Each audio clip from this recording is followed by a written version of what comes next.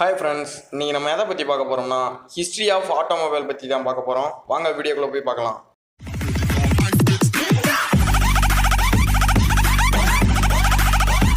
இன்றைக்கி ஆட்டோமொபைல்ஸ் இல்லாத உலகத்தை நம்ம கற்பனை பண்ணி கூட பார்க்க முடியாது. ஏன்னா அந்த அளவுக்கு நம்ம அன்றாட வாழ்க்கையில் கூட இந்த ஆட்டோமொபைல்ஸை சார்ந்து தான் வாழ்ந்துட்டு வரோம். இப்படிப்பட்ட ஆட்டோமொபைல்ஸ் எப்படி உருவானது என்பதை தான் இந்த வீடியோவில் நம்ம விரிவாக பார்க்க போகிறோம். அதுக்கு முன்னாடி இந்த சேனலுக்கு நீங்கள் புதியவராக இருந்தால் எங்கள் சேனலை ஒரு சப்ஸ்கிரைப் பண்ணிவிட்டு அருகில் உள்ள பெல் ஐக்கான் பட்டனை கிளிக் பண்ணி ஆளில் வச்சுக்கிட்டிங்கன்னா நாங்கள் போடும் வீடியோக்கள் உங்களுக்கு உடனுக்குடனே நோட்டிஃபிகேஷனாக சேரும். 1672 ஃபெர்டினாண்ட் வெர்பீஸ்ன்றவர் தனது சீன பேரரசுக்கு ஒரு சிறிய அளவிலான 4 சக்கரம் கொண்ட தானாக இயங்கும் ஒரு முன்மாதிரியை பரிசாக வழங்கியிருக்காரு. இதிலிருந்து தான் செல்ஃப் ப்ரொபல்ஷன் டேம் இங்கிருந்து தான் உருவாயிருக்கு. 1769 பிரான்ஸ் நாட்டை சேர்ந்த நிக்கோலஸ் ஜோசப் ஹக்னாட்ன்றவர் ஸ்ட்ரீம் பவர் வெஹிக்கிளை டிசைன் பண்ணார். இதுதான் வேர்ல்டு ஃபர்ஸ்ட் ஆட்டோமொபைல்னு நினைக்கப்பட்டது. ஆனால் அன்ஸ்டாப்பபிள் அண்ட் புவர் டிசைனில் இருந்ததால் மக்கள்கிட்ட இந்த வெஹிக்கிள் ரீச் ஆகலை. இதை உருவாக்கிய நபர்களே இதை டிரைவ் பண்ணும் பொழுது ஸ்டேரிங்கை திருப்ப முடியாமல் அருகில் இருந்த சுவரில் மோதியதாக சொல்லப்படுது. அடுத்ததாக 1808 ஃப்ரான்சிக் ஐசக் டி ரிவர்ஸ்ன்றவர் ஃபஸ்ட்டு ஹைட்ரஜன் ஐசி இன்ஜினை டிசைன் பண்ணார். இப்போ இருக்கிற மாதிரி ஹைட்ரஜன் அணு மோர் அன்ஸ்டேபிளாக இருக்கிறதால இதுவும் ஃபெயிலியராக போச்சு.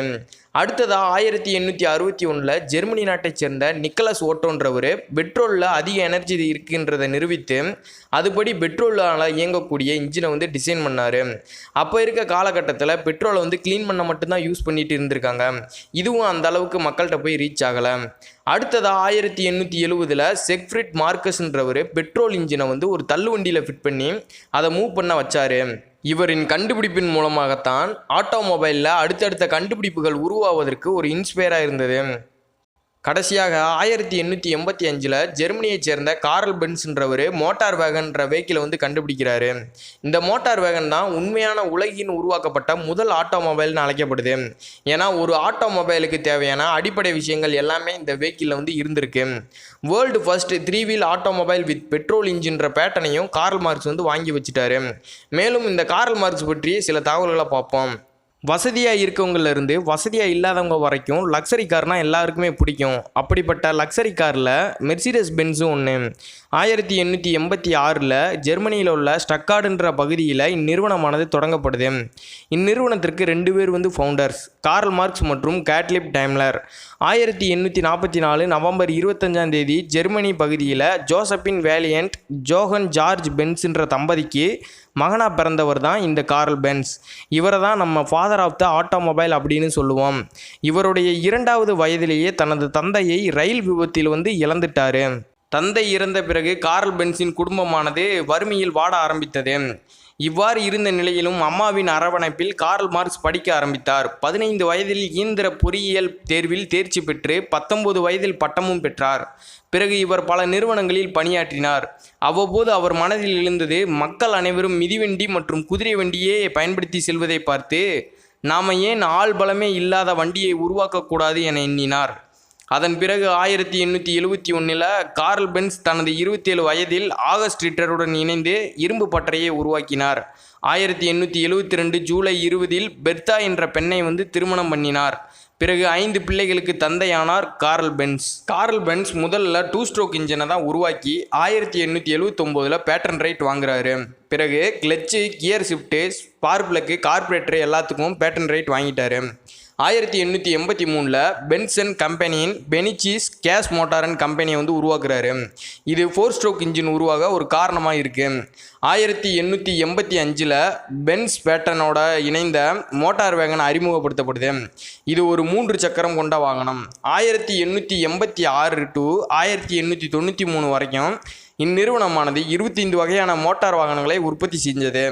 1889 50 தொழிலாளருடன் இந்நிறுவனமானது நடத்தப்பட்டது. 10 வருடம் கழித்து, அதாவது 1899 இந்நிறுவனத்தில் 430 தொழிலாளர்கள் இருந்துள்ளனர். 1893 விக்டோரியா என்ற வாகனத்தை உருவாக்கிய இந்நிறுவனம் இதில் 2 நபர்கள் செல்லும்படியாக அமைக்கப்பட்டிருந்தது.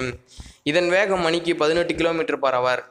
மேலும் 1894 வேலோ என்ற மோட்டார் வாகனமானது உருவாக்கப்படுது. பாரிஸில் நடந்த வாகன பந்தயத்தில் கலந்து கொண்டு 127 கிலோமீட்டரை 10 மணி நேரம் 1 நிமிடத்தில் கடந்து 14வது இடத்தை பெற்றது. 1895 முதல் சரக்குந்து வாகனங்கள் கண்டுபிடித்தார் கார்ல் பென்ஸ். 1903ஆம் ஆண்டு கார்ல் பென்ஸ் மகன்களான ஈகன் பென்ஸ் மற்றும் ரிச்சர்ட் பென்ஸ் நிறுவனத்திலிருந்து விலகி மீண்டும் இணைந்தனர். அதே ஆண்டு கிட்டத்தட்ட 3840 வாகனங்கள் விற்பனையாகி உலகின் முதல் தர வாகன நிறுவனமாக உருவானது. 1909 அதிசித்தி வாய்ந்த பிளிட்சன் பென்ஸ் ஆனது அதே ஆண்டு 228 கிலோமீட்டரை 1 மணி நேரத்தில் கடந்து மிகப்பெரிய சாதனையை கண்டது. 1912 கார்ல் பென்ஸ் தனக்கு சொந்தமான அனைத்து பங்குகளையும் தனது மகன்களான ஈகன் பென்ஸ் மற்றும் ரிச்சர்ட் பென்ஸுக்கு வழங்கினார். 1914 70வது பிறந்த நாளை ஒட்டி அன்று அவருக்கு கால்சுரை பல்கலைக்கழகம் கௌரவ டாக்டர் பட்டம் வழங்கியது. முதலாம் உலகப் போருக்கு பின் ஜெர்மனியின் பொருளாதார வீழ்ச்சியை சந்தித்தது. பென்ஸ் நிறுவனமும் பாதிக்கப்பட்டது. பிறகு பென்ஸ் நிறுவனம் டிஎம்ஜி வாகன நிறுவனத்துடன் இணைந்து உருவானது. இந்த நிறுவனத்தில் கார்ல் பென்ஸ் இறக்கும் வரை உறுப்பினராக இருந்துள்ளார். டிஎம்ஜியின் 1902 வெளிவந்த மெர்சிடஸ் சிம்ப்ளெக்ஸ் 350 HP ஆனது மெர்சிடஸ் பென்ஸ் என பெயர் பெற்றது. 1927க்கு பிறகு இதன் வாகனங்கள் பலவும் பிரபலமடைய தொடங்கின. கார்ல் பென்ஸ் ஏப்ரல் 4, 1929 மூச்சுக்குழாய் பிரச்சனையின் காரணமாக 84வது வயதில் இறந்துள்ளார். இந்த வீடியோ பிடித்திருந்தால் லைக் பண்ணுங்க. இது போன்ற வீடியோக்களை தொடர்ந்து பார்க்க சிபின் டர்போ இன்ஜின் சேனலை மறக்காம சப்ஸ்கிரைப் பண்ணுங்க. தேங்க்யூ.